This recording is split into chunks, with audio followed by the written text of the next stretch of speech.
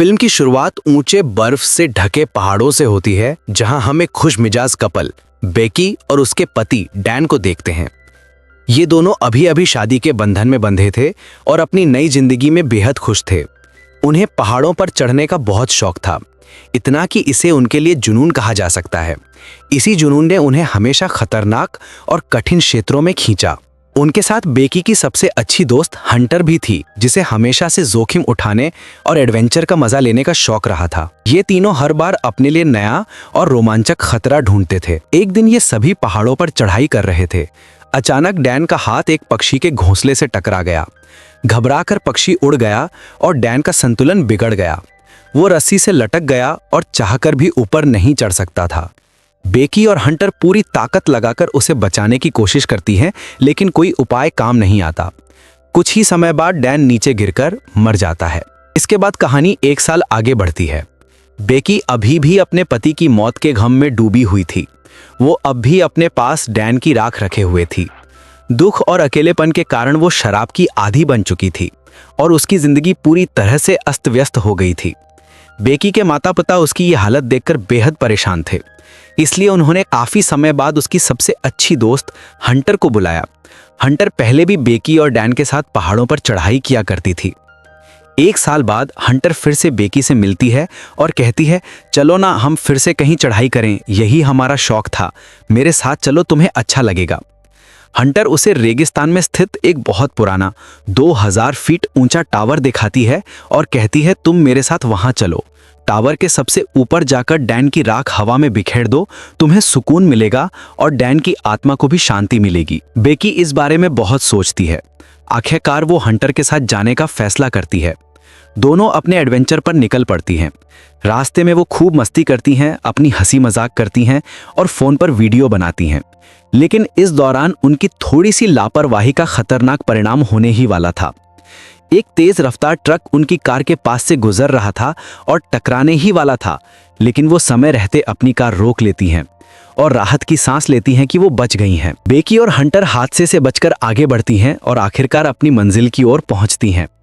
रास्ते में हंटर को एक मरी हुई बकरी दिखती है, जिसे पक्षी नोच रहे होते हैं। हंटर तुरंत सभी पक्षियों को भगाती है और उस बकरी की तस्वीर खींचकर अपने इंस्टाग्राम पर पोस्ट कर देती है। इसके बाद दोनों टावर तक पहुंचती हैं। टावर की ऊंचाई देखकर पहले तो बेकी डर जाती है। जंग लगी सीढ़ियां और पुराना ढांचा देखकर उसे डर लग रहा था, लेकिन हंटर उसे हिम्मत देती है। हंटर खुद रस्सी से बंध कर ऊपर चढ़ने लगती है और बेकी को भी साथ चढ़ने को कहती है। जैसे जैसे बेकी ऊपर चढ़ती है, वो हर आवाज और हर झटके को महसूस कर रही होती है। धीरे धीरे वे टावर के आधे रास्ते तक पहुंच जाते हैं, लगभग 1000 फीट ऊंचाई तक, जो आईफिल टावर जितनी ऊंचाई थी। यहाँ तेज हवा भी चल रही थी और बेकी को नीचे देखकर डर लग रहा था। हंटर मजाक करते हुए सीढ़ी हिलाती है, जिससे बेकी और डर जाती है, लेकिन वो हिम्मत करके ऊपर चढ़ती रहती है। इतनी ऊंचाई पर टावर की एक सीढ़ी का पेंच अचानक निकल जाता है, लेकिन हंटर खुश होकर ड्रोन कैमरा निकालकर हर पल रिकॉर्ड करने लगती है। बेकी भी अपने दोस्त के साथ खुश थी और वीडियो बनाने में मदद करती है। अब हंटर खुद टावर से लटकती है और बेकी से कहती है कि उसकी तस्वीर बनाओ। बेकी डर के बावजूद हंटर की बात मान लेती है और लटककर फोटो खिंचवाती है। इसके बाद हंटर उसे गले लगाती है और ये क्षण दोनों के लिए भावनात्मक होता है। इसी जगह बेकी अपने पति डैन की राख हवा में उड़ा देती है। उसे थोड़ी राहत मिलती है और दोनों उसकी यादों में खो जाती हैं। जब सब कुछ खत्म हो जाता है तो दोनों वापसी का निर्णय लेती हैं। बेकी अपना सारा सामान पैक करती है और नीचे उतरने लगती है। इसी दौरान पुरानी और जंग लगी सीढ़ी टूट जाती है और बेकी लटक जाती है। हंटर किसी तरह उसे पकड़कर ऊपर खींच लेती है, लेकिन बेकी का बैग अब टावर के एंटीना पर लटक रहा था, जिसमें ड्रोन कैमरा और खाने पीने का सामान था, जो अब उनकी पहुंच से दूर हो चुका था। बेकी घबराती है और जानने की कोशिश करती है कि अब क्या किया जाए। बेकी और हंटर अपना फोन भी चेक करती हैं, लेकिन इतनी ऊंचाई पर नेटवर्क बिल्कुल नहीं था। तभी उन्हें टावर पर एक फ्लेयर गन और दूरबीन मिलती है। हंटर कहती है कि अभी इससे कोई फायदा नहीं, भले ही हम गन चलाएं, कोई मदद नहीं आएगी। बेकी थोड़ी घबराई हुई थी क्योंकि उसके टांग पर चोट लग चुकी थी। हंटर तुरंत उसकी टांग पर पट्टी बांध देती है। अब दोनों वहीं बैठकर अपना व्लॉग खत्म करती हैं और स्थिति को संभालने की कोशिश करती हैं। कुछ घंटे बाद हंटर दूरबीन से देखती है कि थोड़ी दूर एक गाड़ी खड़ी है, लेकिन इतनी ऊंचाई और दूरी से वे मदद के लिए आवाज नहीं दे सकती थी। तभी हंटर अपना फोन चेक करती है जो उसने कुछ समय पहले मरी हुई बकरी की तस्वीर पोस्ट करने के लिए इस्तेमाल किया था।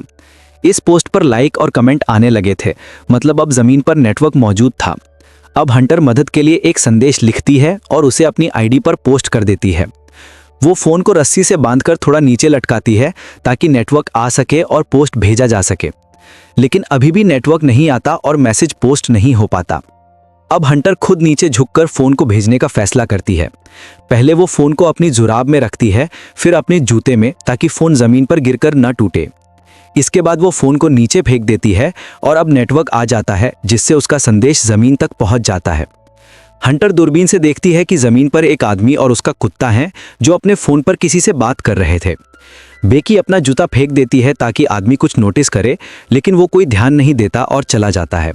बेकी गुस्से और घबराहट में फ्लेयर गन चलाने लगती है, लेकिन हंटर उसे रोकती है और कहती है कि सूर्यास्त का इंतजार करो, शायद कोई मदद करने आए। रात हो जाती है।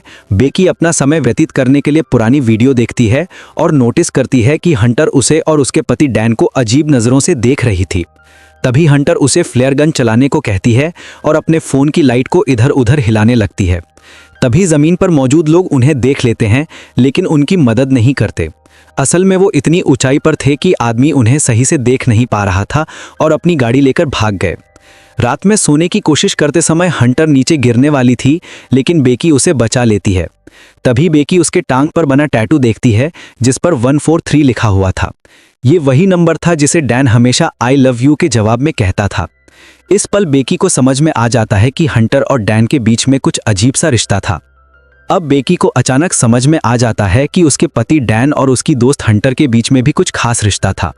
अब हंटर के पास और कोई रास्ता नहीं बचा था। हंटर बेकी को सच सच सब कुछ बता देती है अपने और डैन के बारे में। ये सुनकर बेकी गहरे सोच में पड़ जाती है। हंटर बेकी से माफ़ी मांगती है, लेकिन इसी बीच बेकी अपने बैग पर नज़र डालती है जिसमें उसका ड्रोन और पानी रखा हुआ था। हंटर कहती है कि मैं बैग लेने के लिए नीचे जाऊंगी। फिर वो टावर के चारों तरफ हुक डालकर रस्सी से खुद को बांधकर लटक कर बैग लेने की कोशिश करती है, लेकिन वो अभी भी बैग तक नहीं पहुंच पाती। हंटर जो शुरू से ही डर से मुक्त थी, अब रस्सी छोड़कर टावर के ऊपर कूद जाती है और बैग ले आती है। हालांकि अब रस्सी उससे दूर थी, फिर भी वो बैग से सेल्फी स्टिक निकालकर उसे रस्सी से जोड़ देती है। फिर वो एक लंबी छलांग लगाती है जिससे वो रस्सी को पकड़ लेती है। धीरे धीरे वो ऊपर चढ़ती है, लेकिन अचानक रस्सी छूटती है और वो नीचे गिरने ही वाली होती है। ये देखकर बेकी डर के मारे रोने लगती है। जब वो नीचे देखती है तो पाती है कि हंटर लटकी हुई है और अभी भी जिंदा है, लेकिन अब हंटर के हाथ दुख रहे थे और वो खुद से ऊपर नहीं चढ़ सकती थी। बेकी अपनी पूरी ताकत लगाकर हंटर को ऊपर खींचती है और आखिरकार उसे सुरक्षित ऊपर पहुंचा देती है। हंटर पानी पीती है और फिर एक नोट लिखती है जिसे वो अपने ड्रोन पर लगाकर उड़ाती है, लेकिन दुर्भाग्य से जैसे ही ड्रोन आगे जाता है उसकी बैटरी खत्म हो जाती है और उन्हें उसे वापस बुलाना पड़ता है। रात हो चुकी थी। बेकी देखती है कि हंटर नीचे गिरकर मर चुकी है और पक्षी उसकी लाश को नोच रहे हैं, लेकिन जैसे ही वो देखती है उसे एहसास होता है कि ये सिर्फ उसका एक सपना था। टावर के ऊपर चलती हुई लाइट को देखकर उसे एक आइडिया आता है कि वो ऊपर जाकर ड्रोन की बैटरी को चार्ज करेगी। अगली सुबह बेकी टावर पर जाकर ड्रोन को चार्ज करती है और तब तक लटकी रहती है जब तक बैटरी पूरी तरह चार्ज ना हो जाए। फिर वो नीचे आती है, एक नोट लिखती है और उसे ड्रोन पर लगाकर उड़ाती है। ड्रोन एक घर की ओर जाता है, लेकिन रास्ते में एक गाड़ी से टकराकर टूट जाता है। बेकी यहाँ पर एक पूरा दिन इसी उम्मीद में बिताती है कि कोई उनकी मदद के लिए आएगा। उसकी हालत बहुत खराब हो चुकी थी और अब वो एक और दिन भी अकेले नहीं रह सकती थी। तब बेकी हंटर से उसका जूता मांगती है ताकि वो फ़ोन को नीचे फेंक सके और मदद के लिए नया संदेश भेज सके, लेकिन हंटर उसे रोक देती है। तभी पता चलता है कि हंटर वास्तव में अब उसके साथ नहीं थी। वो तभी नीचे गिरकर मर चुकी थी जब वो बैग लेने गई थी। बेकी का बस एक ख्याल था कि हंटर उसके साथ है ताकि वो खुद को अकेला महसूस न करे, लेकिन जब वो नीचे देखती है तो उसे पता चलता है कि हंटर की लाश टावर के एंटीना पर लटकी हुई थी और पक्षी उसे नोच रहे थे।